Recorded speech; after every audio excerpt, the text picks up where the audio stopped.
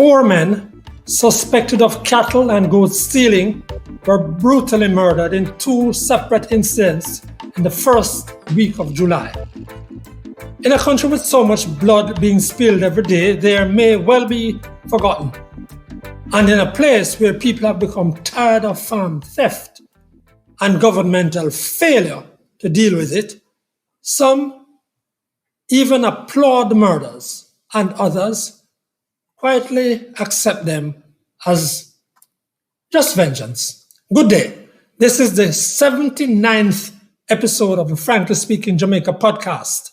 Desmond Richards and Winnie Anderson Brown join me in delivering this, the latest opinion package, to you. Remember, please subscribe to this podcast by just clicking that subscribe button. Remember, it's free.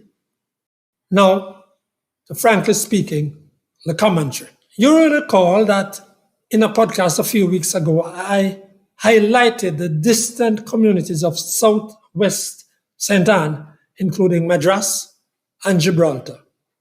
In that podcast, I showed farmers still involved in agricultural practices that place them back into the last century, with returns that will keep them poor in this one.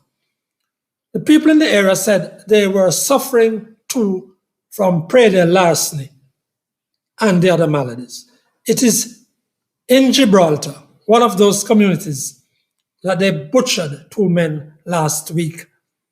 It might have been worse. 2 others in a car got away. So-called prey larceny in Jamaica is no joke. The empirical and anecdotal evidence is that the theft of farm animals and crops has clearly reduced the interest and activity of many in the sector and prevented others from putting their money in agriculture. Frankly speaking, the ruin prey larceny causes to private households and families right across the country is well known.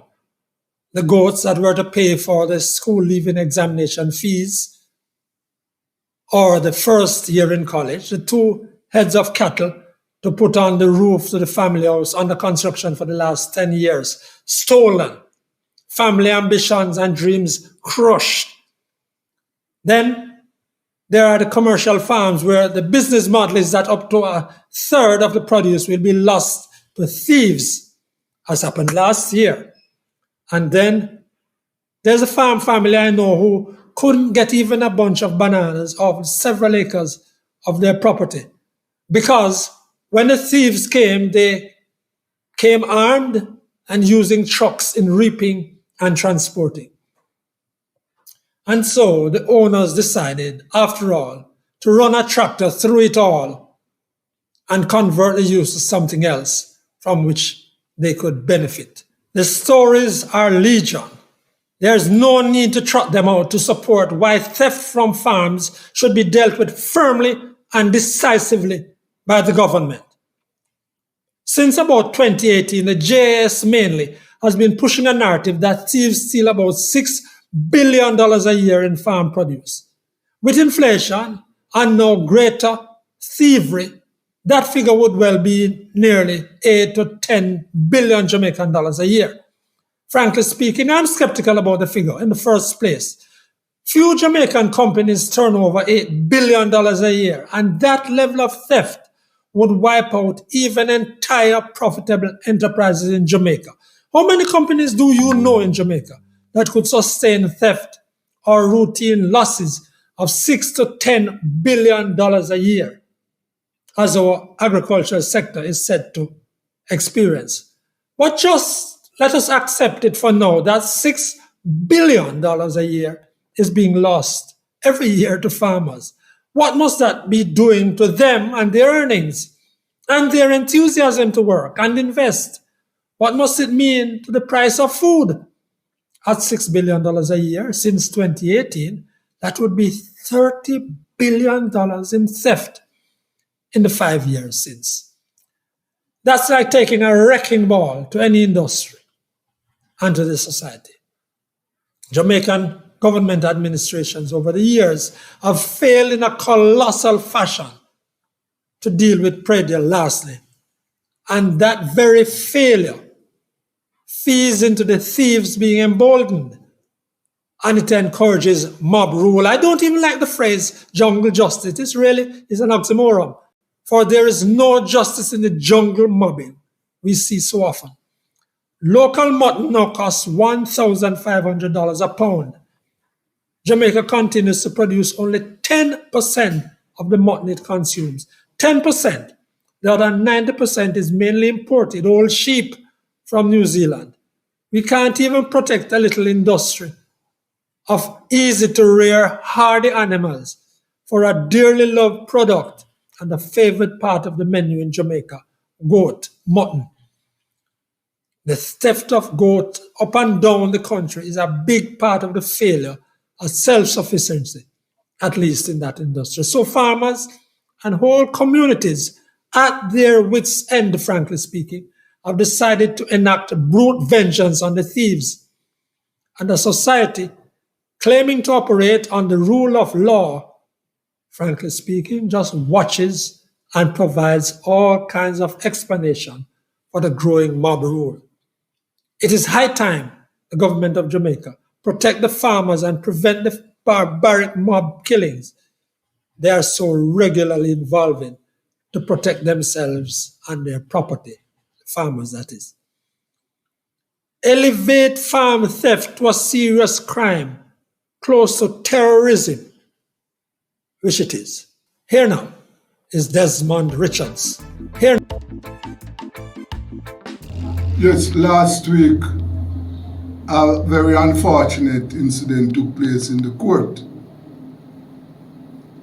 when a judge at the Supreme Court ordered that a reporter should erase recordings on his phone. And as a result of that, his phone was snatched by a policeman who kept his phone in his possession for more than 5 minutes. Now, this is totally intolerable. We can't agree with this. Yes, there are rules, and reporters, journalists, as journalists, we are prepared to obey the rules. But we will not sacrifice freedom of expression. Freedom of expression is the oxygen of democracy, and we must do everything to ensure that that is protected at all costs. I would like the Press Association to have discussion with the court administration so that we can arrive at clear lines when and how reporters can record court proceedings and when they are not supposed to record, so that we don't have any situation where the judge can have to issue instructions for reporter to erase. Because one of the things that we don't want and we will not support, neither from the executive, the judiciary or parliament, we will not and we must not agree to any suppression from these arms of government to suppress freedom of expression. And we have to guard against that. We do not want that in Jamaica.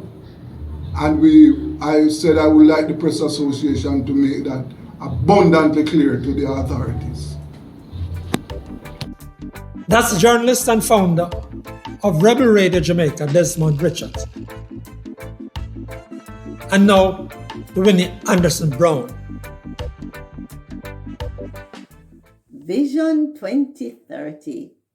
Jamaica being the place of choice to live, work, raise families, do business.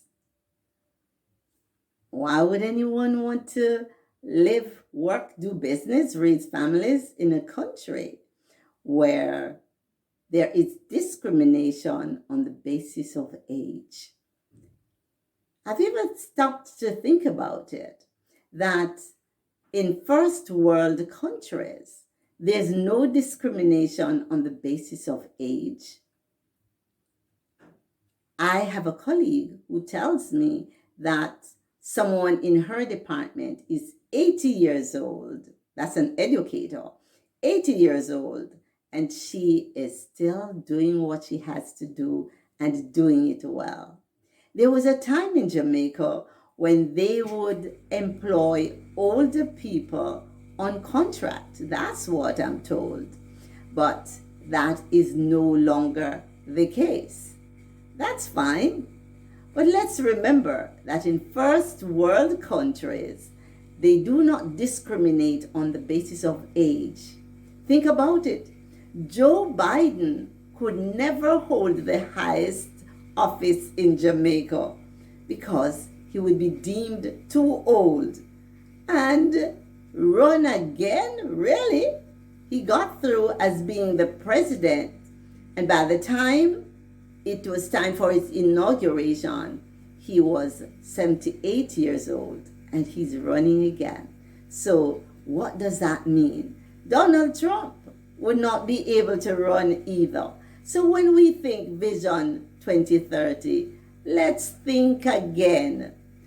Let's think first world attitudes and values when we think Vision 2030. It's a bit late for the Vision 2030. We need a new vision. That's Winnie Anderson Brown, educator and health facilitator. That's it for this podcast. Remember, please share your comments on anything raised here and please subscribe. Just click that button. On behalf of Desmond Richards and Winnie Anderson Brown, I'm Franklin McKnight. Until then,